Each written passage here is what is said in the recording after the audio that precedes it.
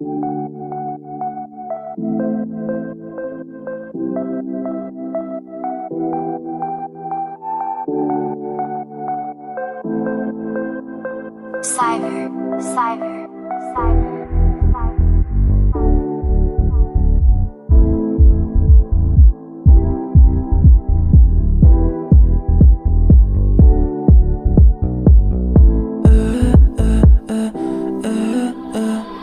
رسیدیم به آخر قصه، این بدترین حسه، بدترین حسه. من موندم با یه قلب نصفه، پیدا نمیشه مثل نمیشه. همیشه یکی ناراحته ولی اون یکی راحته. همیشه یکی خوابیدن شد با گریه عادتش. انقدر ندیدمت حتی صدا تو یادم رفته.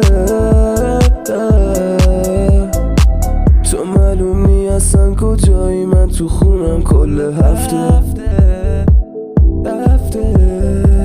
روانیم کردی دیگه بچه دارم پس میدم هفته.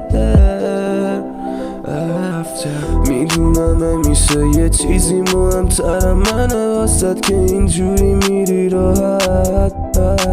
پشت این نقابی که زدن یه دیوونه یه ساله هست. رسیدیم به آخر قصه، این بدترین حسه، بدترین حسه. من موندم با یه قلب نصفه، پیدا نمیشه مثل نمیشه. همیشه یکی ناراحته ولی اون یکی راحته. همیشه یکی خوابیدن شد با گریه عادتش. انقدر ندیدمت حتی صدا تو یادم رفته. رسیدیم به آخر قصه، این بدترین حسه. من موندم با یه قلب نصفه، پیدا نمیشه مثل.